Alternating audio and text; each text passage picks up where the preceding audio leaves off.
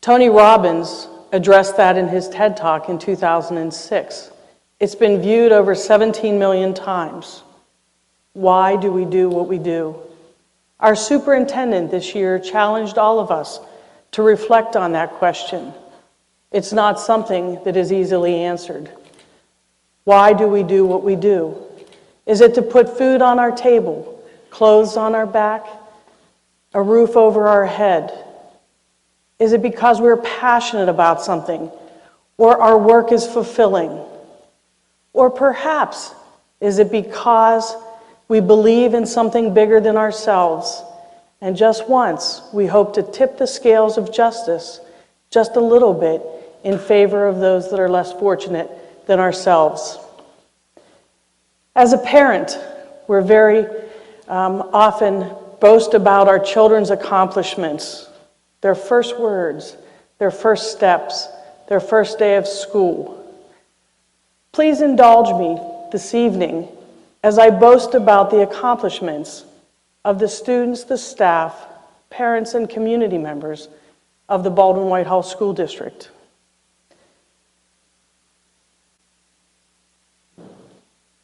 On October 9th, 2012, 3 shots were fired in Swat Valley, Pakistan. Like a pebble thrown into a pond, the ripples take a while to reach the shore. It took 3 years to cover those 6,906 miles between the Swat Valley and the Baldwin-Whitehall School District. Curious? Go ahead, ask. Well, what was it that happened on October 9th that's so important? Malala happened. Malala touched our hearts in ways that I could never imagine. You're asking Malala? Who's Malala? Many of you may not have heard of Malala, so let me back up a little bit. On October 9th, 2012, Malala and her classmates were riding home in their school bus when a masked gunman entered the bus, called out for Malala by name, and fired 3 shots. 1 hit her in the head, went through her neck, and lodged in her shoulders. Who would want to shoot a school-aged child? Why? It was the Taliban. They wanted to silence this outspoken young critic who opposed the Taliban's views on controlling education and stopping girls from getting an education in Pakistan. Malala survived.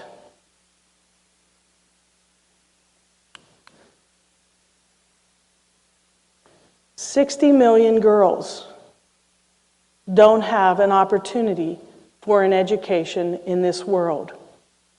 What year are we living in? 2016. 2016, and yet 60 million girls don't have a right to K-12 education. Malala was shot, but she was not silenced. She became an advocate for those 60 million girls around the world.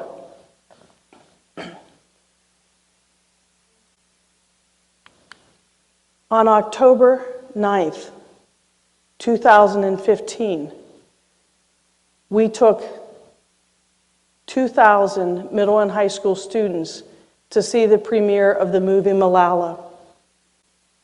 That was the beginning of our journey in really understanding Malala. Baldwin-Whitehall is a microcosm of the larger community and the larger world in which we live. We have a large contingent of refugees. They come to us from the Pennsylvania Refugee Resettlement Program.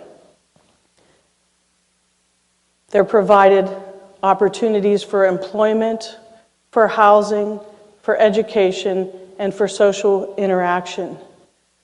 We're very fortunate to have our refugee population.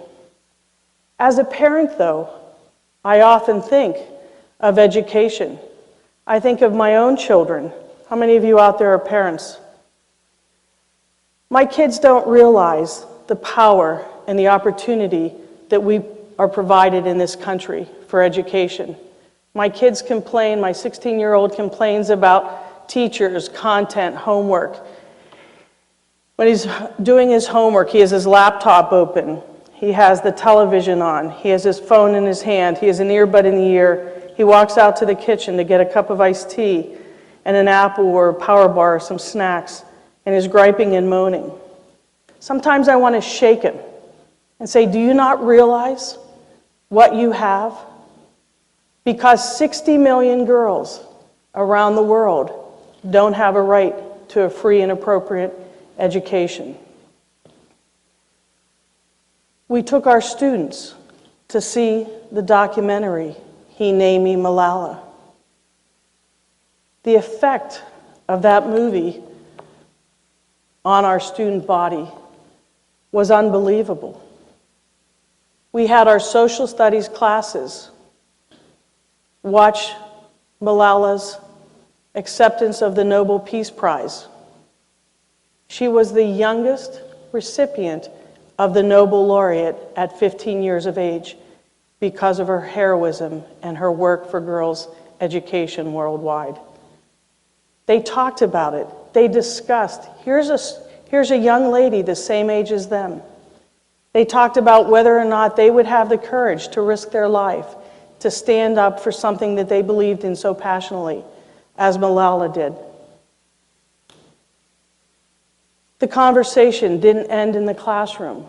It carried on into the hallways, into the cafeteria. It was like that stone just rolling down, gathering more and more momentum. We're very proud of our ESL students, many of whom are refugees. In the ESL classes, our English language learners read some of the excerpts from I Am Malala. They watched the trailer. They talked about their story and how it compared to Malala's. After watching the documentary, one of our seniors came back and for her senior project created a YouTube video, Who Am I? Kerne Saw wanted to find out and discover who she was. Her parents fled their native Burma to a refugee camp in Thailand. She describes how life in the refugee camp was hard, and her parents did the best that they could to provide for them. There wasn't formal education. And one day, unbeknownst to her, they boarded a plane and traveled to Chicago and finally to Pittsburgh, to their new home. A new country, a new community, a new culture, a new school, and she didn't know how to speak English. Her story is a powerful story about her goals for her education. I know that Kerne Saw will achieve all that she sets out to achieve in her lifetime. When her classmates saw the video, they were confounded. They could not comprehend that this girl that they've been going to school with for the last 6 years spent her life in a refugee camp, no formal schooling. And yet here she was, studious, setting goals for herself. It's an unbelievably moving YouTube video, Who Am I?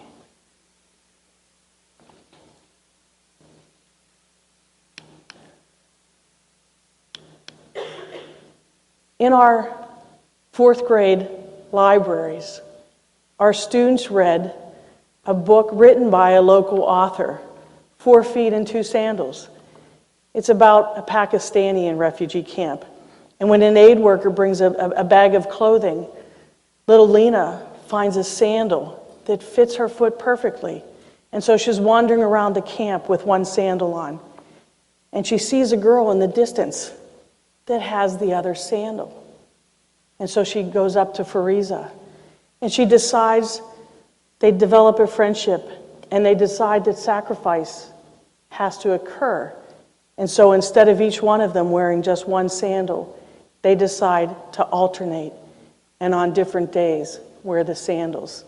It's the most beautiful story of courage and hope that face so many of our students that live in refugee camps and of the 60 million girls that don't have a right to education. One teacher can make all of the difference and change the world.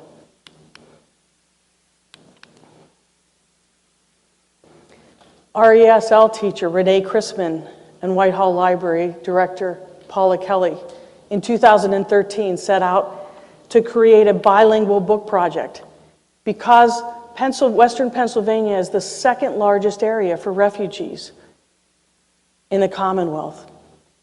And we know from research that kids learn English better if they can learn it in their native language and then learn it in English. They didn't want to lose the folktales and the poems and the stories and the songs of their native heritage and their culture. So they reached out for this bilingual book project, and it became a community-wide event. A month ago, they had the premiere with the hardbound books, Vegetables and Fruits, Weather, Two Tales of Corinne, and the Nepali anthology. Those books are in our school libraries and in our community libraries, and they're starting the second round of books. One teacher, one book, one pen. A little bit of audience participation. I want everyone in the center right here to stand up. Stand up, please. Stand up. You all get to go to school. All the rest of you, you don't get to go to school. You have to stay home and take care of the babies and the sick and the elders. Or you have to go out and you have to work on the farm and you have to work in order to put food on the table. You can sit down, thank you. Our second, third, fourth, and fifth grade art students, under the direction and leadership of Mrs. Foote, wrestled with that same dilemma. You should have seen their faces when they looked around the classroom to see which of their friends were sitting and which of the friends were standing. It became real to them that in third world countries, 60 million girls don't have a right to education. They watched the Malala story, and they adopted her proverb of one child, one teacher, one book, and one pen. And this is their visual representation of Malala's proverb. Malala has changed our world. She has opened our eyes to the fact that we are just one part of the greater world, and we can make a difference. I want to close by talking to you a little bit about Bill and Melinda Gates. How many of you know who they are? Yeah? Warren Buffett? Anyone know Warren Buffett? Okay. The leading philanthropists of our time. I want to talk to you about 26 10 and 11-year-old philanthropists here in the Baldwin-Whitehall School District. Nancy Ridge's fifth grade class spent October learning about Malala, reading her story in kids' time, doing some research in the library, doing some exploration and some activities. And they were so moved by Malala's story that in November they told Mrs. Ridge that they wanted to issue a challenge to raise money for Malala. And so they did chores for their family and friends, and they raised $905.44 and presented me with a check for the Malala Fund. This is their story.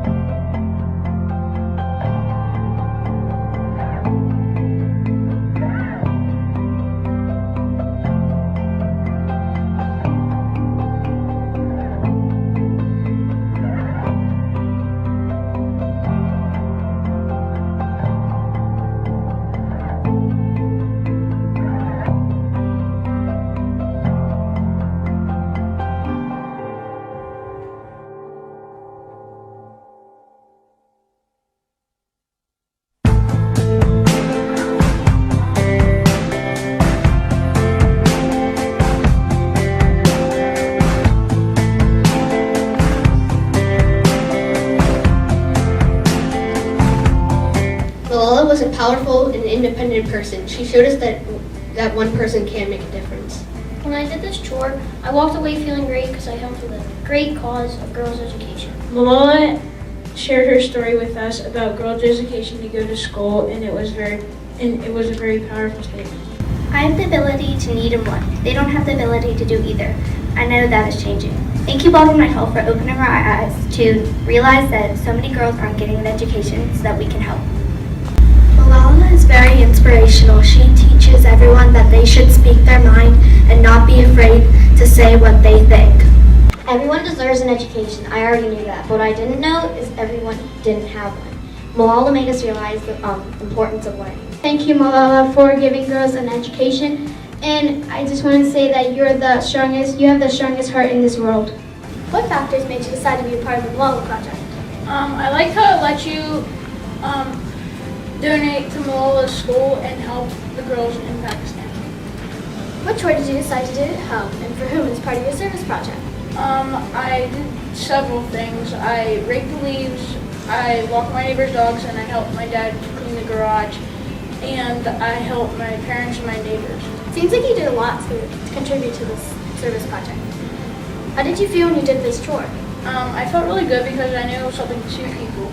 The person who I was doing the chore for and Malala. What factors made you decide to be a part of the Malala Project? I want to help girls in other countries get education. What thoughts did you have when you watched the interview with Malala in class?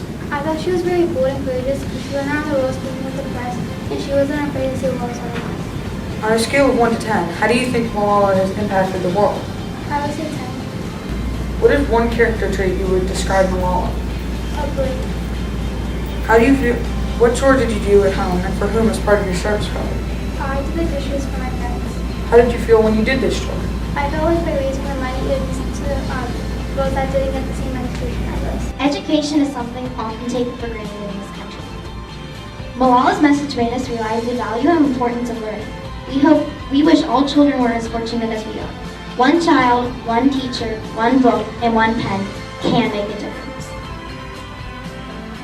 Thank you for opening your eyes and allowing us to see beyond our small world, how we too can make a difference. So today we would like to proudly present to you, Ms. Sedlacek, her contribution to the Malala Fund in the amount of $905.44.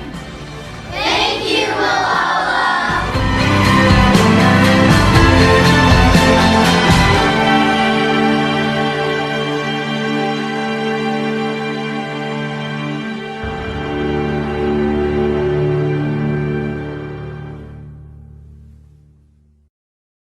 Why do we do what we do? Because, like Malala, we believe in the power of education. I would like to thank Malala. I would like to thank the students of the Baldwin-Whitehall School District, our teachers, our parents, and our larger community for not only believing in the power, but also in demonstrating the power of education. Thank you. Namaste.